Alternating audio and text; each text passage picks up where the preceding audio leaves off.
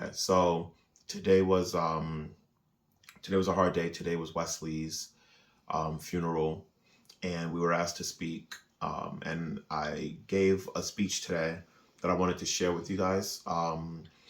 Because time was of the essence, I wasn't able to give the full speech that I wanted to give at the ceremony, but I got the key points across.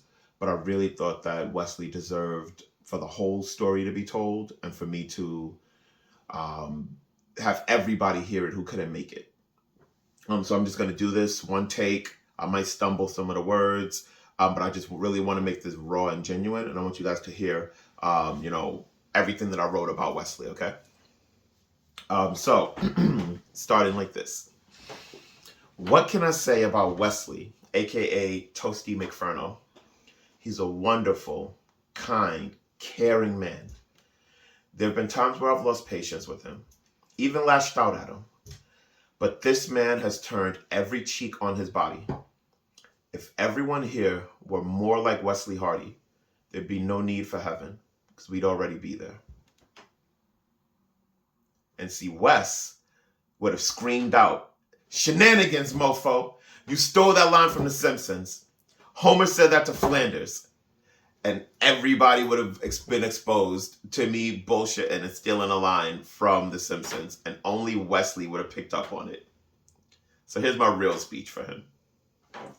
I met Wesley Hardy in 1997 when we were in sixth grade. We were both accepted to Gersh, a school for gifted youngsters, and I'll never forget the first time I saw him. He was not the same Wes that y'all all know and love. The bus door opens, and out comes this 4'11", round little guy with brown rimmed Steve Urkel glasses, Reeboks on his feet, and a green sweatsuit. Lord, that boy in his sweatsuits. He had every color for every day of the week. He kind of looked like a blind Skittle. I once told him, when I finally meet your parents, I'm going to ask, why did they send you to school in the hood like that? And as I asked today, well, why did y'all? Wes and I ended up in the same class by 8th grade. And that's when I really got to know him. We used to call him Gohan from Dragon Ball Z, because underneath the happy-go-lucky, fun-loving exterior, there was a side of him that doesn't take crap from anyone.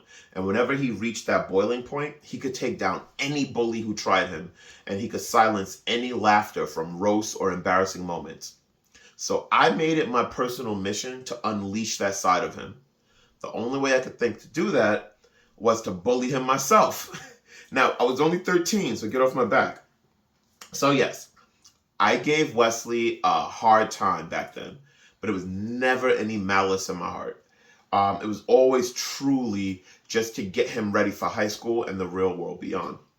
My plan came into fruition on one fateful day when we made him miss the B20 bus as a prank. Some of you have heard this story on Facebook. It's called the Green Ball of Light story.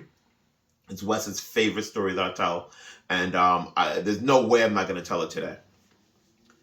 Picture it, Brooklyn, 1999. By 8th grade, they decided to give us bus passes instead of making us take the yellow cheese bus. So we all took the we all took the B20 bus home. Our daily bus driver, Smitty, he got a sick joy out of leaving the kids whenever we were like 3 seconds too late for the bus. Wesley was shorter and slower than everyone. So we had a golden opportunity. All right, so boom. As a prank, one of us took his Game Boy Pocket and we took it out of the book bag, which he kind of deserved because it was a Game Boy Pocket. So why the hell wasn't it in your pocket in the first place? But whatever. He was scrambling, looking for it on the sidewalk. So we all loaded onto the bus. I take the Game Boy Pocket and I knock on the window. "Wes, I got your Game Boy." He looked up. We started laughing and Smitty closed the door. And we just see Wes screaming, "No!" while the bus is driving. We get to a red light about four blocks away. And all you see is this green flash of light zoom past the bus windows. So I swear to God, I could not make this up. I'm telling this story 24 years later after it happened, and I remember it like it was yesterday. The doors open for the bus stop, the next stop, which was 5 blocks away from where we just were. Fucking Wes is standing there, sweating and panting, with his Reeboks damn near melted from the speed it took to outrun a bus. We were all shook. So he slowly walked to the back of the bus. Doom, doom, doom. And the student body parted like the Red Sea. He comes up to me, and in one sentence, one word, Game Boy. And I gave that shit to him as quick as I could. And for the rest of the school year, and as far as I know, for the rest of his life, no one ever bullied Wesley Hardy again. Now, when I found out last week that Wes passed, it was so shocking, so mind-boggling, and so painful. I don't imagine those feelings will be going away anytime soon. Aside from one other friend, Tibby, I've never dealt with death happening to people my age. It's kind of interesting when you get the news that someone died, the random thoughts that run through your mind. For me, it was something like, oh God, oh God, oh God, not Wes, not Wes. Oh God, poor Noelle. How is she going to cope with this? Not Wes. I just saw him at cosplay karaoke. He just commented on my jokes 13 hours ago. Oh God, he's going to miss Black Panther too. Oh God, the last movie he saw was Morbius. That's kind of how crazy your brain works when something happens, right? If I had to describe Wesley to someone who didn't know him, and they said, well, what TV character would he remind you of? I would say, if this was Power Rangers, he'd be Billy. If this was the DC universe, he'd be Cyborg. If this was the Marvel universe, he'd be Doctor Strange. If this was The Boys, he'd be Huey. If this was D-Generation X, he'd be Road Dogg. If this was Martin, he'd be Tommy. If this was The Office, he'd be Dwight. And if this was Living Single, he'd be Overton. After 8th grade, Wes and I went on to lead very different lives and didn't really talk like that again until we grew up. In 2007, I made my Facebook page and Wes added me. By 2009, we developed an unbreakable bond as the Pillars of Truth. Before Facebook jail was around to stop us, we spent countless hours speaking up for change in the Black culture, dating culture, and of course, the women folk, as we call them. Looking back at it, yes, we said some harsh truths back then. And our delivery was a little less than tactful. But you know what? We sparked conversation. We created dialogue. And we brought change. I had a homegirl on my page for years who was loud, rambunctious, entitled, and honestly, she was mean. But she demanded every man she dated to treat her like a princess. Wes wasn't having that shit. And he put her on blast about how she's asking for treatment that she doesn't return the favor to. And that's why she was still single. Fast forward to today. She's happily married, she has children, and she told me back in 2012 that what the Pillars of Truth said resonated with her finally. And she took a good look at how she was treating men and worked on herself to find to better herself and to find what she deserved. She thanked us. I told Wesley about it privately.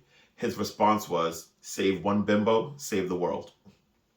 Speaking of Facebook, for the 15 years that I've been on that blue app, I've been incredibly honest about myself, my life, and my wins. I think that's how I gained such a following and so much respect and admiration. However, Wes always used to comment on my personal victories with sarcastic remarks or cheap shots. And it used to bother me when he first started doing it. So one day I hit him up privately and I said, yo, Wes, I know for a fact you're not a hater, but I don't get it.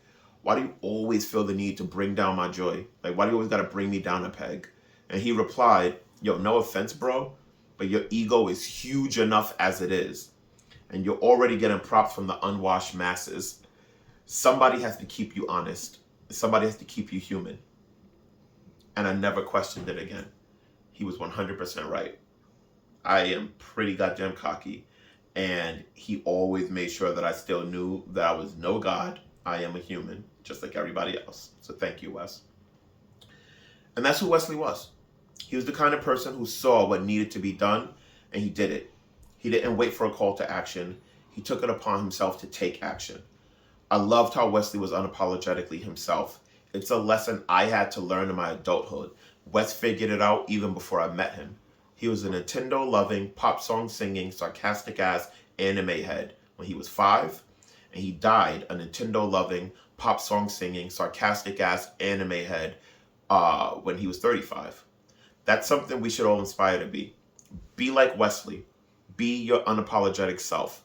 Like what you like and never let the world make you feel bad about it.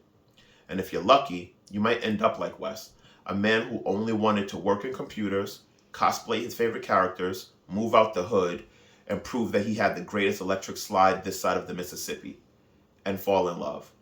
He pulled off every single one of those goals before he died. His death is a wake-up call, people. If your time was up tomorrow, could you look back and say that you checked off your core bucket list items? If not, then you owe it to yourself and you owe it to Wesley Hardy to go out and get it done. For Wes.